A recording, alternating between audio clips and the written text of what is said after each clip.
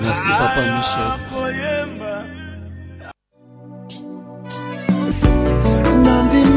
Auditeurs, auditrices, suivez votre émission chaque samedi de 10h à 10h45, Volonté divine, sur la 90.1 MHz avec l'homme de Dieu, Dr Kitenge Penuel. Chaque samedi, de 10h à 10h45, Dr Kitenge Penuel.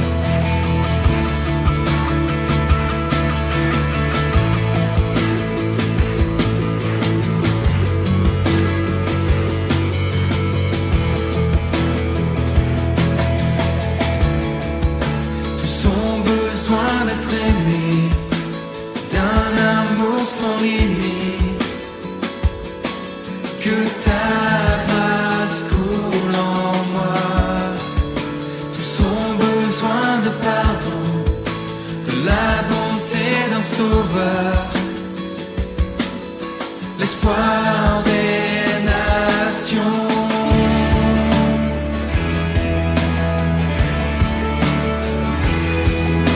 Sauveur, il déplace les montagnes.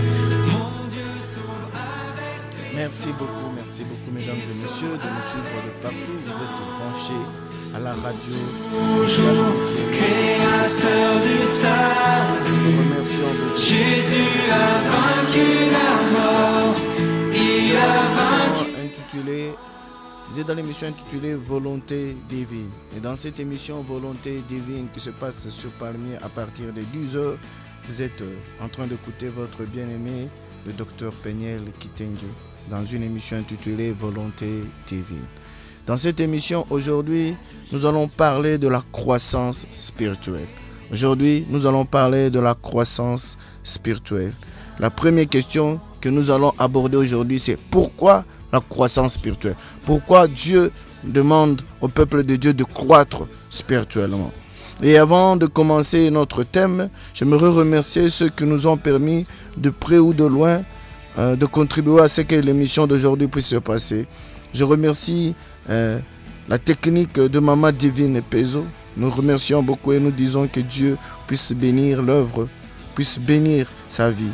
Nous remercions Maman Bijou Kabouita de nous avoir permis d'être au micro aujourd'hui. Nous remercions le pasteur Eli Nema et nous remercions aussi le frère Jesse, le papa Jesse qui nous a aussi permis que vous puissiez nous écouter. Aujourd'hui, nous abordons un nouveau thème intitulé la croissance spirituelle. Parce que nous avons terminé avec l'apostasie dans l'église. Prions. Seigneur Jésus-Christ, nous te bénissons, nous te glorifions. Dieu, nous aimerions que tu puisses parler. C'est pourquoi dispose ta sagesse, ton intelligence, pour que tout celui qui va nous écouter, qui puisse être une grâce au Dieu, être attiré, qui puisse être enseigné, convaincu, corrigé, instruit, qui soit édifié, affermi, perfectionné, professionnalisé pour la vie éternelle, au nom de Jésus-Christ. Amen.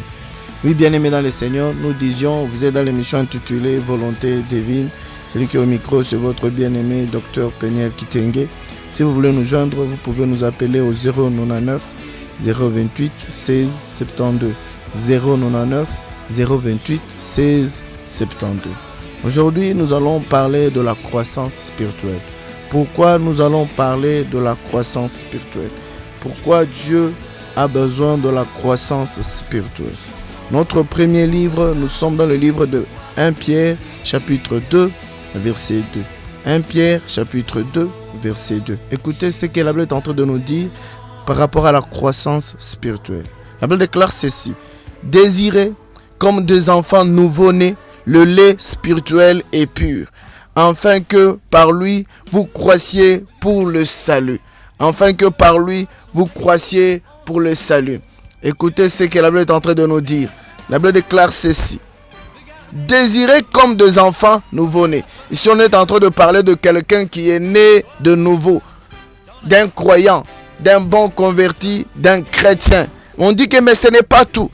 Ce n'est pas parce que tu es né de nouveau, ce n'est pas parce que tu es chrétien, ce n'est pas parce que totalement ta vie a été changée. Voici toutes les choses anciennes sont passées et toutes choses sont devenues nouvelles. Ce n'est pas parce que tu fréquentes une église que c'est tout.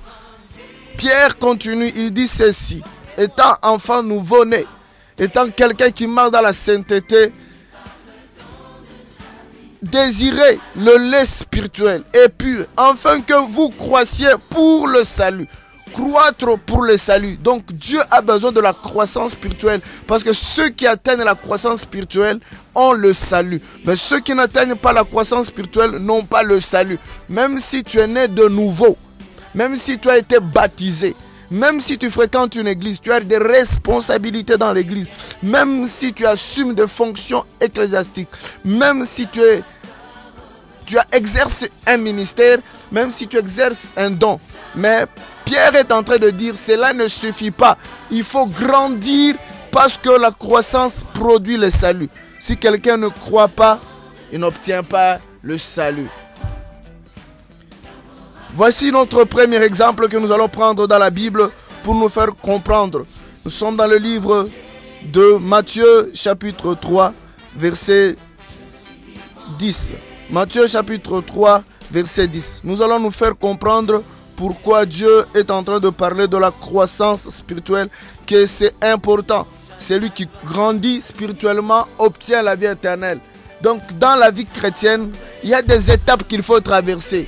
Et dans les étapes qu'il faut traverser, les étapes, il faut les franchir, il faut grandir, il faut progresser jusqu'à atteindre la vie éternelle. Mais si tu ne progresses pas, si tu ne grandis pas spirituellement, tu n'auras pas la vie éternelle. Donc la vie éternelle, Donc la vie éternelle, pour obtenir la vie éternelle, nous avons besoin de grandir spirituellement. Pour obtenir la vie éternelle, nous avons besoin de grandir spirituellement. Dans la vie chrétienne, pour avoir la vie éternelle, il faut grandir spirituellement. Nous sommes venus à l'église, nous étions de païens. Il y a des étapes qu'il faut traverser jusqu'à ce que nous allons atteindre la dimension que Dieu veut pour qu'il puisse nous octroyer la vie éternelle. Il faut traverser des dimensions. Quand on parle de la croissance spirituelle signifie grandir. Quand on parle de croissance, ça signifie grandir. Ça signifie l'épanouissement. Ça signifie être professionnel. Ça signifie progresser. Dieu a besoin que nous puissions progresser sur le plan spirituel jusqu'à ce que nous allons atteindre la dimension que Dieu va nous octroyer la vie éternelle. Nous avons besoin de grandir jusqu'à ce que nous allons atteindre le niveau qu'il faut pour que Dieu puisse nous octroyer la vie éternelle. C'est ce que Pierre est en train de dire. Nous devons progresser, nous devons grandir, nous devons vivre l'épanouissement, nous devons expérimenter le professionnalisme jusqu'à ce que nous allons atteindre le niveau qu'il faut pour que Dieu puisse nous donner la vie éternelle. Avant de lire le livre de Matthieu chapitre 3, verset 10, écoutez ce que Ephésiens chapitre 4, 13e verset est en train de dire. Nous sommes en train de parler de la croissance spirituelle. Nous commençons par le 12e verset. Ephésiens chapitre 4, 12 et 13e verset. La Bible déclare ceci.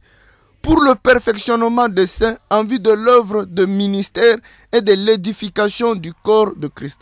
Jusqu'à ce que nous soyons tous parvenus à l'unité de la foi et de la connaissance du Fils de Dieu, à l'état d'homme fait, à la mesure de la stature parfaite de Christ. Écoutez ce qu'elle est en train de dire. Nous devons grandir jusqu'à la mesure de la stature parfaite de Christ. Si je veux me faire comprendre, le livre d'Éphésiens, selon que Paul l'a écrit, c'est comme s'il y a un appareil de mesure de la foi. Donc la foi a un appareil de mesure. Si Dieu a un appareil de mesure, chaque fois qu'il vient dans votre vie, il mesure votre foi. Votre foi à quelle dimension? Tel que nous avons par exemple la distance, Il y a l'unité de mesure de la distance, c'est le mètre ou le kilomètre. Il y a l'unité de mesure par rapport au temps, ça peut être les secondes ou les minutes. Il y a l'unité de mesure de temps, ça peut être le jour ou la semaine. Il y a l'unité de mesure, par exemple, au poids, c'est le kilo. Il y a l'unité de mesure par rapport, par exemple, je prendrai par rapport aux quantités, c'est le cube ou les litres. Il y a toujours l'unité de mesure. Et Dieu est en train de dire, Paul le dit à travers le livre de Ephésiens, chapitre 4, il dit l'unité de mesure pour le salut, c'est Jésus. Donc notre référence, c'est Jésus. Pour que quelqu'un puisse obtenir la vie éternelle, c'est Jésus la référence. C'est Jésus l'unité de mesure. Et donc, tout ce que nous sommes en train de faire, nous devons grandir, s'épanouir, progresser jusqu'à ce que nous allons atteindre l'unité des mesures que Jésus a fixées. C'est pourquoi Paul est en train de dire dans le livre de Ephésiens, chapitre 4, verset 13. Il dit ceci, jusqu'à ce que nous soyons tous parvenus à l'unité de la foi et de la connaissance du Fils de Dieu, à l'état d'homme fait, à la mesure de la stature parfaite de Christ, à la mesure de la stature parfaite de Christ. Pierre nous a parlé de la croissance jusqu'au salut. Et Paul continue, il dit, il y a une unité des mesures que nous devons atteindre.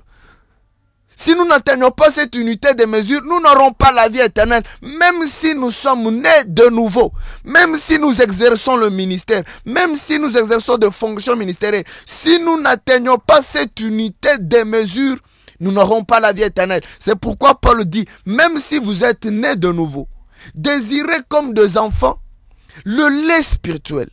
Désirez tout ce qui contribue à la croissance jusqu'au salut. Nous avons besoin de la croissance. Nous avons besoin de l'épanouissement. C'est pourquoi Paul est en train de dire dans le livre de Philippiens, je ne pense pas avoir atteint. J'ai fait une chose, je me bats encore et encore et encore et encore jusqu'à ce que la mort va me surprendre en train de forcer d'atteindre cette dimension. J'aimerais te faire comprendre une chose aujourd'hui. Dieu est en train de chercher notre croissance. Dieu est en train de chercher notre épanouissement. Dieu est en train de chercher notre professionnalisme. Dieu aimerait que nous puissions être dans la progression continue. La progression continue. Il n'y a pas une dimension où tu vas dire non, je suis arrivé, je m'arrête ici. Non, non, il n'y a pas une dimension où je peux dire bon, j'ai tout fait ce qu'il faut, maintenant je peux m'arrêter. Non, non. Nous devons progresser, nous devons expérimenter une progression continue. Nous devons expérimenter la croissance continue. Je prends notre livre de Matthieu, comme nous avons dit, pour nous faire comprendre pourquoi Dieu veut que nous puissions grandir spirituellement. Matthieu chapitre 3, verset 10. Matthieu chapitre 3, 10e verset. Il dit ceci. Déjà la cognée est mise à la racine des arbres. Tout arbre donc qui ne produit pas de bons fruits sera coupé et jeté au feu. Tout arbre qui ne produit pas de bons fruits sera coupé et jeté au feu. Écoutez ce que Dieu est en train de dire. Tout arbre qui ne produit pas de fruits est coupé et jeté au feu. Tout arbre qui ne produit pas le bon fruit est coupé. Alors que c'est Dieu qui a planté. C'est Dieu qui a fait grandir. Mais c'est Dieu qui revient. Il dit il faut couper l'arbre. Pourquoi? Parce que l'arbre n'a pas produit les bons fruits. Il faut couper. C'est Dieu qui a planté, qui a sémé. C'est Dieu qui a fait croître. Mais c'est Dieu lui-même qui a entretenu l'arbre. C'est Dieu lui-même qui revient, qui dit couper et jeter au feu. Bien-aimé, c'est Dieu qui t'a appelé. C'est Dieu qui a implanté la sémence, la parole de Dieu en toi. C'est Dieu qui t'a appelé, qui t'a transformé jusqu'à ce que tu puisses naître de nouveau. C'est Dieu qui t'a fait grandir. Mais si toi, tu ne produis pas le fruit que Dieu est en train de désirer, bien-aimé, tu n'auras pas la vie éternelle. C'est pourquoi Hébreu est en train de dire Jésus, il est le chef et le consommateur de la foi. Mais si Jésus, il est le chef et le consommateur de la foi, mais toi, tu ne produis pas ce qui est nécessaire. Même si c'est Dieu qui t'a implanté dans l'église, même si c'est Dieu qui t'a fait croître, qui t'a fait grandir, il t'a entretenu. Mais si tu ne produis pas les bons fruits, tu seras coupé et jeté au feu. La croissance spirituelle. Écoutez ce que Luc chapitre 13 verset 7 est en train de dire. Luc chapitre 13 verset 7. La Bible déclare ceci. Alors il dit aux vignerons, Voilà 3 ans que je viens chercher du fruit à ce figuier et je ne trouve point. Coupez-le. Pourquoi occupe-t-il la terre inutilement? Écoutez, c'est un exemple de parabole de la vie éternelle. Une des paraboles de la vie éternelle. Un jour, Jésus dit à quoi ressemble la vie éternelle. Il dit la vie éternelle ressemble à un vigneron qui est venu planter une vigne. Et il est parti. Il a laissé cette vigne à un vigneron. Le vigneron était en train de l'entretenir, de prendre soin. Mais 3 ans après, le chef est venu récupérer le fruit. Il a constaté que la vigne ne pouvait pas produire. Il a dit, mais pourquoi tu gardes encore cette vigne? Il faut couper cette vigne et la jeter dans le feu. Bien-aimé, il y a une notion que nous devons comprendre ici. C'est Dieu qui a implanté, c'est Dieu qui t'a appelé. C'est pourquoi lui-même dit, il y a beaucoup d'appelés, mais il y a peu d'élus. C'est Dieu qui t'a appelé. C'est Dieu qui t'a donné le don. C'est Dieu qui t'a donné le ministère. C'est Dieu qui t'a fait croître, qui t'a entretenu. Mais quand il arrive à la fin, il trouve que tu n'as pas le fruit qu'il désire. Il dit, il faut le couper. Si Dieu arrive, il trouve le fruit qu'il était en train de chercher, ce ne sont pas ce fruit-là. Il dit, coupez et jetez au feu. S'il trouve que ce n'est pas, il n'y a même pas de fruits. Premier cas, c'est il y a de fruits, mais ce ne sont pas les fruits que Dieu est en train de chercher. On demande de couper l'arbre et de jeter au feu. Deuxième cas, c'est il n'y a même pas de fruits. Dieu dit encore couper et jeter au feu. La croissance spirituelle. Il faut s'en soucier, il faut se préoccuper de la croissance spirituelle parce qu'il faut atteindre une mesure que Dieu est en train de chercher. Si tu n'atteins pas cette dimension que Dieu est en train de chercher, bien aimé, tu vas courir en vain. Tu vas te perdre. Ça sera inutile tout ce que tu auras fait. C'est pourquoi il faut se poser la question, est-ce que je suis en train de grandir spirituellement? C'est Dieu qui a implanté. C'est Dieu qui a fait croître. Mais c'est le même Dieu qui vient. Il dit non, non. Comme l'arbre n'a pas produit les bons fruits, inutile de le garder. Ésaïe chapitre 5. Ésaïe chapitre 5. Écoutez ce qu'il est en train de dire au 4e verset. Ésaïe chapitre 5, verset 4. La Bible déclare ceci. Qu'y a-t-il encore à faire à ma vigne que je n'ai pas fait pour elle? Je répète la lecture. Qu'y avait-il encore à faire à ma vigne que je n'ai pas fait pour elle? Pourquoi, quand j'espère qu'elle produirait de bons raisins, elle a-t-elle produit de mauvais? Je vous dirai maintenant ce que je vais faire à ma vigne. J'en arracherai la haie pour qu'elle soit broutée. J'en battrai la clôture pour qu'elle soit foulée aux pieds. Au verset 7, elle dit ceci. La vigne de l'Éternel des armées, c'est la maison d'Israël et les Judas.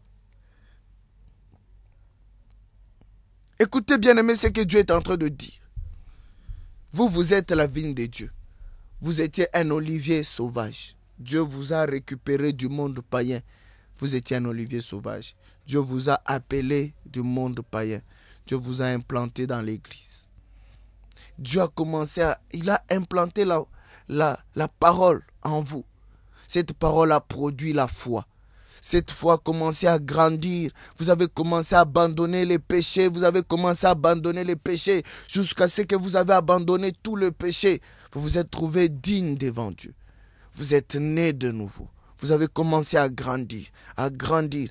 Mais arrivé lorsque Jésus viendra, s'il vous trouve que vous n'avez pas porté le fruit qu'il est en train de chercher en vous, la Bible déclare, vous serez coupés et jetés au feu. Il y a une question qui se pose. La première des questions qui se pose, c'est que quelle est ma croissance? Est-ce que je suis en train de bien grandir ou je ne grandis pas? Dans l'église, il n'y a pas qu'un seul état. Il n'y a pas que la croissance dans l'église, non.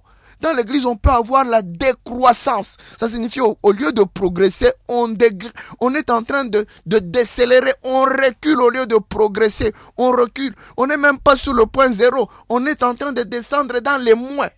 C'est une réalité qui peut se vivre à l'église. À l'église, on peut toujours rester au point zéro. On est toujours dans l'église, mais on ne progresse pas. On est toujours au point zéro. C'est un cas. C'est une situation qui peut se vivre à l'église. À l'église, on peut grandir, oui, mais dans le mauvais sens. Au lieu de produire des tomates, toi tu produis des bananes. Imaginez, vous avez votre manguier. Mais le jour de récolte, vous voulez cueillir de mangues, vous vous retrouvez qu'à la place des mangues, il y a des bananes. Est-ce que vous allez les cueillir? Vous allez dire non, il y a anomalie, il y a quelque chose de normal. Ça ne va pas.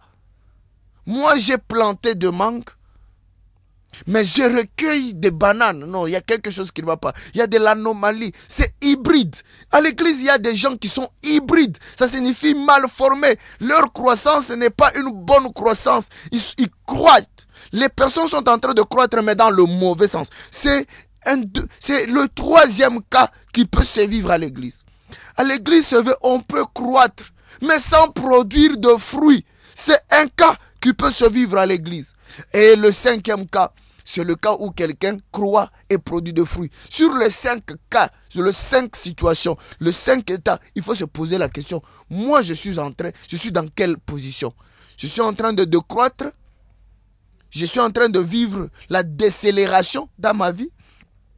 Au lieu de vivre l'épanouissement, je ne vis pas l'épanouissement. Au lieu d'être professionnel, je suis amateur de la parole de Dieu. Un amateur, ça signifie quelqu'un qui s'y connaît par tâtonnement. Il est superficiel. Non, Dieu ne veut pas des superficiels. Dieu aimerait avoir des personnes qui sont professionnelles. Regardez même aujourd'hui dans le recrutement de société. Dans la société, quand on veut recruter quelqu'un, on dit expérience de telle année, 5 ans d'expérience, 10 ans d'expérience, 15 ans d'expérience. Pourquoi on cherche l'expérience? On cherche le professionnalisme. On veut que quelqu'un qui va emprunter, quelqu'un qui va entrer dans cette activité, qui soit professionnel. C'est pourquoi il y a même des stages. C'est pour que quelqu'un puisse se professionnaliser. Et c'est ce que Dieu est en train de chercher dans la vie chrétienne. C'est ce que Éphésiens dit. Tout ce que nous sommes en train de faire dans l'église doit concourir à ce que la personne doit être professionnelle. Ça signifie qu'il doit maîtriser la profession chrétienne. C'est un professionnel de la vie chrétienne. Si tu es un amateur, tu connais par tâtonnement, tu es en train de chercher quelques vérités. Il y a certaines personnes dans l'église, ils cherchent seulement la vérité qui l'appuie. Toute vérité qui le condamne, il élimine cela, il disqualifie. Une partie de la vérité n'est pas une vérité. Ce n'est pas parce qu'on croit à une partie de vérité qu'on est dans la vérité. Ce n'est pas parce qu'on croit à ce qui ressemble à la vérité qu'on est dans la vérité. Ce n'est pas parce qu'on prend certains principes de la Bible qu'on est dans la vérité. Non, non, la vérité, elle est vérité. Beaucoup de religions naissent à partir de la Bible, mais ils ne sont pas dans la vérité.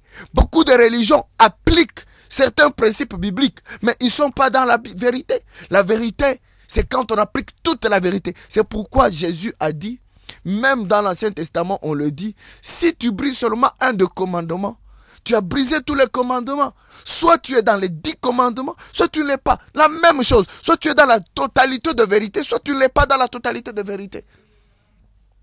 La cognée est mise à la racine. Tout arbre qui ne porte pas de fruits ou qui porte de mauvais fruits est coupé et jeté au feu. La première question, l'état de ta croissance. Dans quel état es-tu? Es-tu au point zéro? Es-tu en train de croître? Ou tu grandis dans le mauvais sens? Ou tu grandis mais tu ne portes pas de fruits? Il faut se poser la question, l'état de ta croissance. La deuxième question, quels sont les éléments qui contribuent à ma croissance? Quels sont les états? Quels sont les éléments qui contribuent à ma croissance? Est-ce que l'église me donne les éléments nécessaires qui contribuent à ma croissance? Il y a certaines choses dans l'église, ce sont des choses utiles. Mais au deuxième niveau, on les appelle des accessoires, les accompagnateurs. Ce sont les accessoires, les accompagnateurs. Ce sont des choses qui ne sont pas au premier niveau utiles.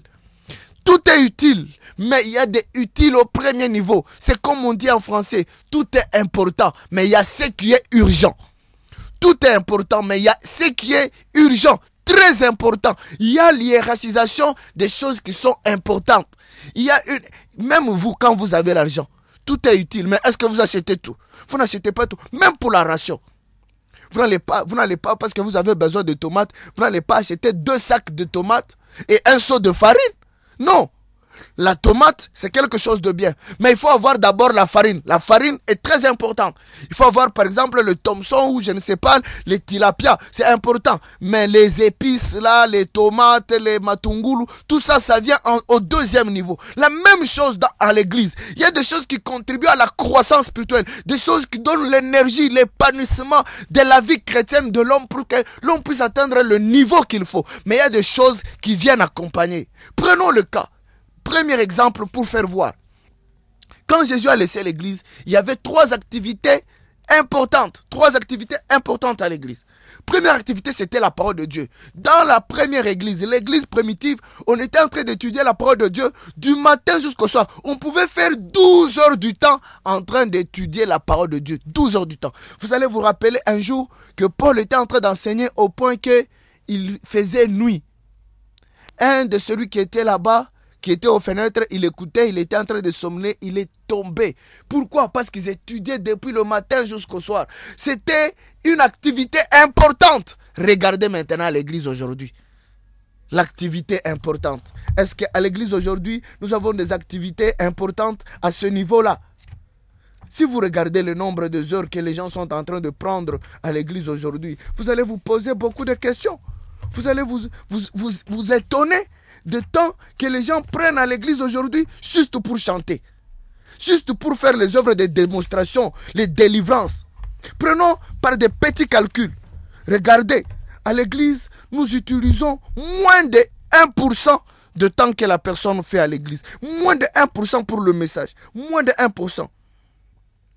Prenons le cas par exemple, par semaine.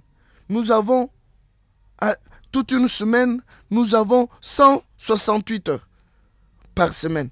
Mais regardez le nombre de temps que vous prenez dans les 168 heures pour enseigner. C'est moins de 3 heures. Parce que vous avez 3 cultes par semaine. Et les 3 cultes, chaque culte a un message qui a moins d'1 heure. C'est que nous prenons 3 heures. Si vous faites des petits calculs, vous allez vous rendre que vous êtes à 1% de temps que vous prenez. Rentrons maintenant dans notre petit calcul par rapport au cours.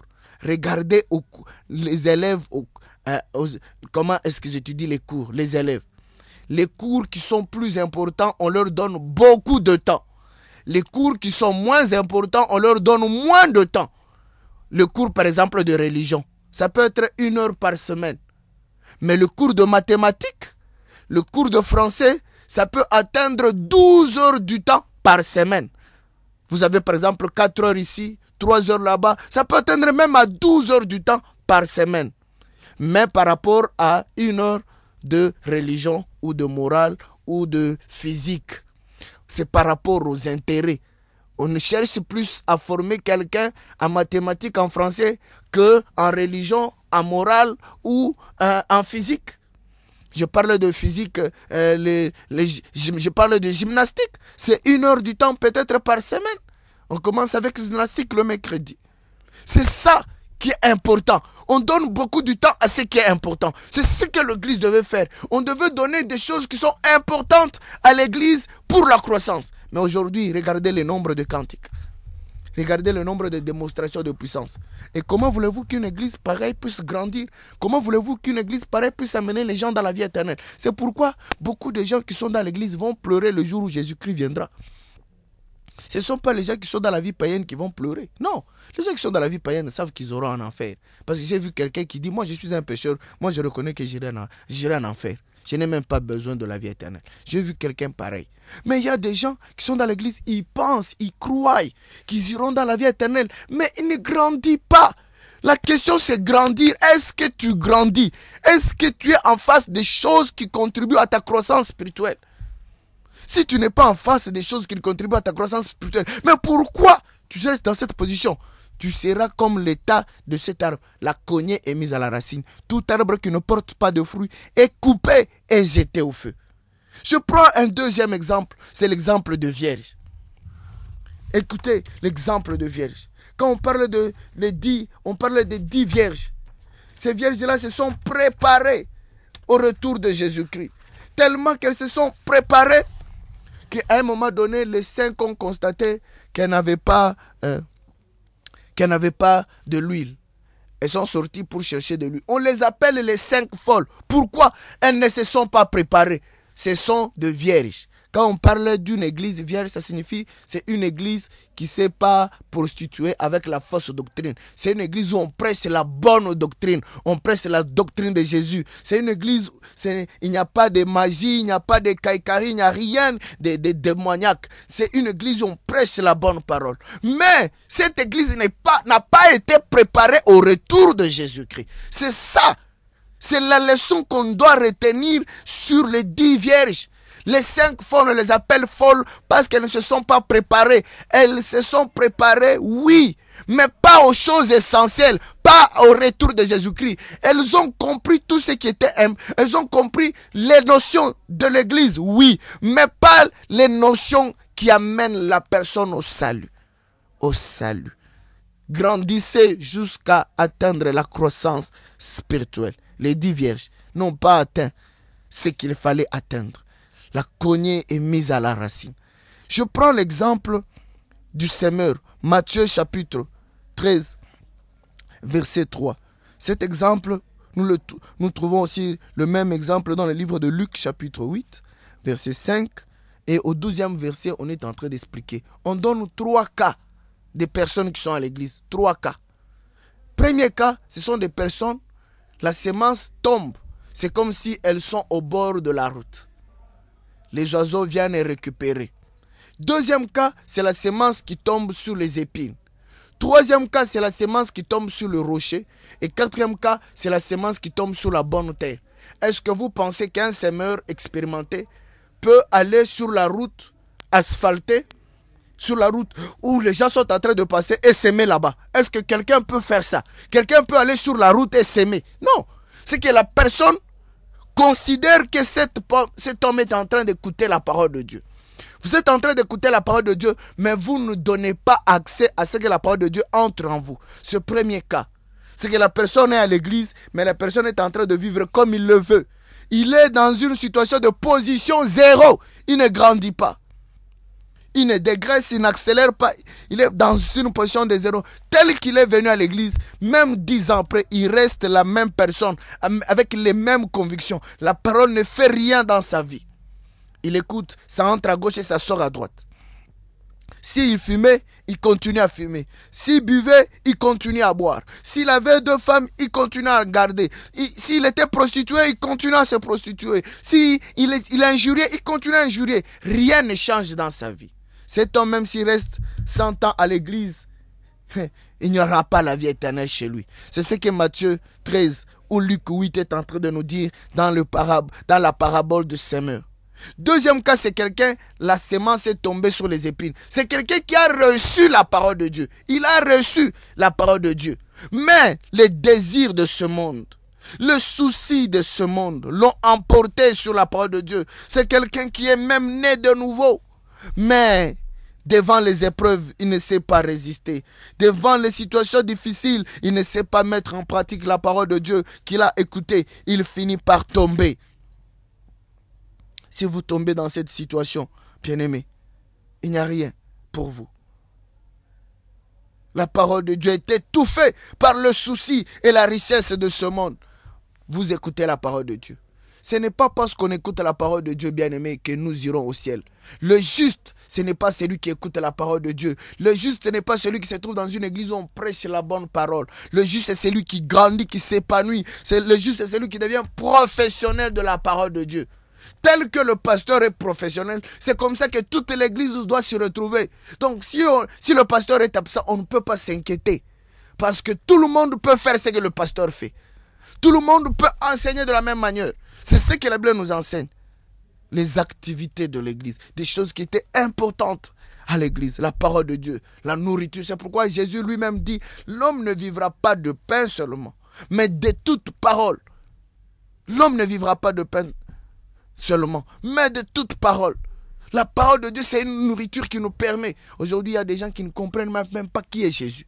Vous êtes dans une église, vous ne savez même pas qui est Jésus.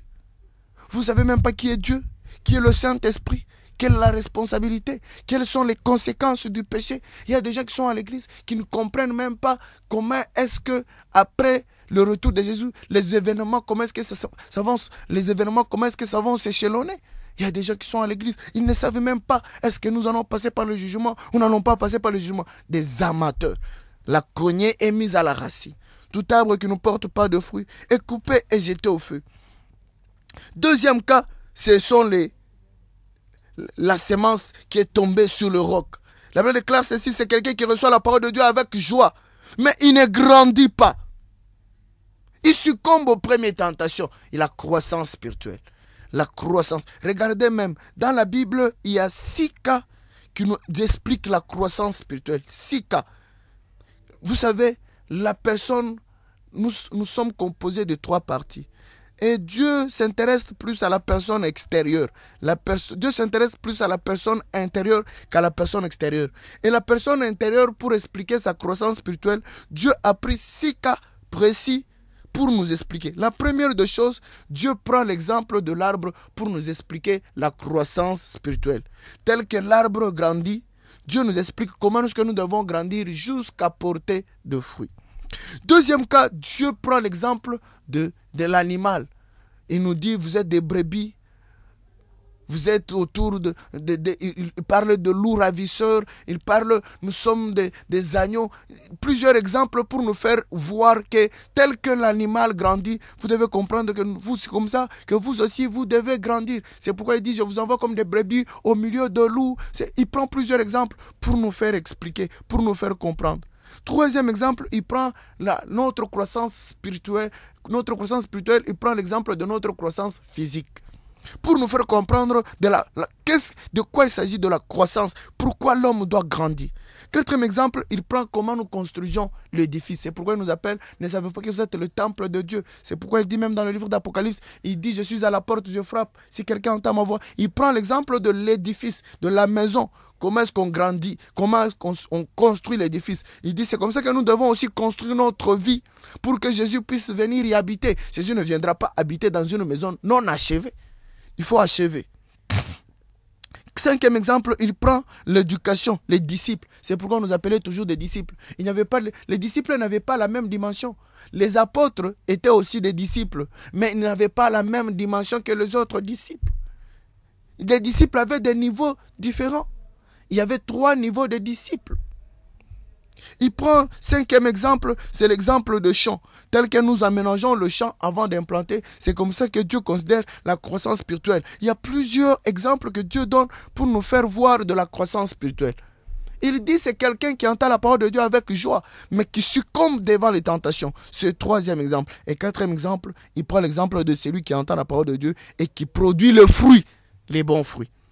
La croissance spirituelle. Nous devons comprendre, bien aimé, la raison de notre croissance spirituelle. Écoutez ce qu'il est en train de dire dans le livre de Colossiens. Colossiens chapitre 2, verset 19. Colossiens chapitre 2, verset 19. Nous parlons de la croissance spirituelle. Pourquoi la croissance spirituelle? Vous devez vous inquiéter de votre croissance spirituelle. Vous devez vous inquiéter de votre état d'âme. Est-ce que vous avez grandi? Si vous êtes encore hybride, si vous êtes encore enfant spirituel, vous n'aurez pas la vie éternelle. Écoutez ce que Colossiens chapitre 2 verset 19 est en train de dire. Sans s'attacher au chef, tout le corps assisté et solidement assemblé par des jointures et des liens tire l'accroissement que Dieu donne. Tire l'accroissement que Dieu donne. Si vous êtes mort avec Christ au rudiment du monde, pourquoi? Comme si vous viviez dans le monde, vous impostons ces préceptes. Tire son accroissement. Imaginez, vous avez un papa de 70 ans, mais avec des jambes d'un enfant de 3 ans. Est-ce que ce papa est normal? Ce papa n'est pas normal. Je prendrai un exemple de Cantique chapitre 8, verset 8. Cantique chapitre 8, verset 8. La Bible déclare ceci. Nous avons notre premier, nous avons notre fille. Écoutez ce que Cantique chapitre 8, verset 8 est en train de dire. Cantique chapitre 8, verset 8. La Bible déclare ceci. Nous avons une petite sœur qui n'a point encore de mamelles. Que ferons-nous de notre sœur le jour où on la cherchera? Écoutez, Cantique, on dit, vous avez votre petite sœur. Votre petite soeur, alors qu'elle était encore mineure, enfant, quelqu'un est venu, il a dit, moi j'aimerais l'épouser. Il a laissé tout près d'autres, il a tout laissé, il dit, je viendrai la récupérer quand elle sera mature, quand elle sera femme, je viendrai la récupérer. On dit, ok. L'homme dit, bon, comme je serai très loin de ma femme, de ma fiancée, je laisse un responsable qui va commencer à l'éduquer. Et des années après, l'homme revient. Il pose la question au responsable. Qu'est-ce qui s'est passé? On dit, votre femme, votre fiancée n'a pas grandi. Rien n'a grandi en elle. Parce qu'elle n'a pas grandi, Cantique des Cantiques pose la question, est-ce qu'on va l'amener au mariage alors qu'elle n'a pas grandi? Non, il y a des promesses. Dieu résout, Dieu accomplit les promesses qu'il nous a adressées. Mais la promesse de la vie éternelle, Dieu prend rigueur. Il ne fait pas de favoritisme. Dieu aimerait que quelqu'un soit professionnel. Dieu a fait promesse à Moïse d'entrer au pays de Canaan, mais Moïse n'y est pas entré. Dieu a fait promesse à Judas d'entrer dans la vie éternelle et de s'asseoir sur le 12 trône. Mais Judas n'est pas entré dans la vie éternelle. Judas n'est pas au paradis. Non. Judas a raté cette promesse. Dieu peut te faire la promesse d'entrer dans la vie éternelle. Car tous ceux qui ont crié là donné le pouvoir de devenir enfant de Dieu. Oui, c'est une promesse. Mais si tu ne grandis pas, si tu n'affermis pas, si tu ne deviens pas professionnel par rapport à cette promesse, tu n'auras pas la vie éternelle. C'est ce qu'il dit dans le livre de Pierre. Il dit ceci dans le livre de 2 Pierre. Il dit ceci, j'aimerais terminer par là. Il est en train de dire ceci dans le livre de 2 Pierre, chapitre 1er, 10e et 11e verset. Il dit ceci, 10e verset. C'est pourquoi, frères, appliquez-vous d'autant plus à affermir votre vocation et votre élection, car en faisant cela, vous ne broncherez jamais. C'est ainsi en effet que le royaume de la vie, c'est ainsi en effet que l'entrée dans le royaume éternel de notre Seigneur et Sauveur Jésus-Christ vous sera pleinement accordée. Écoutez, il dit ceci, c'est vrai, je t'ai appelé, mais je te demande d'affermir ton appel. Je demande d'affermir ta vocation. Il y a 2 choses, appel et vocation. L'appel, c'est Dieu t'a appelé. Vocation, c'est le ministère et le don que Dieu t'a donné. Il faut les affermir. Ça signifie il faut les épanouir. Il faut les faire grandir. Il faut les faire progresser. Il faut les affermir, les professionnaliser jusqu'à ce que tu vas atteindre la mesure de la stature parfaite. Nous parlons de la croissance spirituelle. Dans l'église, il faut se poser la question, est-ce que tu grandis comme il faut grandir? Est-ce que tu es en face des éléments qui apportent la croissance spirituelle? Est-ce qu'il faut se mesurer chaque fois par rapport à l'unité des mesures? Est-ce que j'ai atteint la mesure ou je ne l'ai pas encore atteint? Qu'est-ce qu'il faut encore faire? C'est pourquoi Jésus dit, je suis la pierre angulaire. Quand quelqu'un veut construire, il se réfère sur la pierre angulaire. Quand Dieu veut construire la vie éternelle, il se réfère sur Jésus. Est-ce que cet homme a atteint? Jésus, c'est la pierre de référence. Est-ce que cet homme a atteint les dimensions, les niveaux que je veux pour qu'il puisse être adopté comme citoyen de la vie éternelle?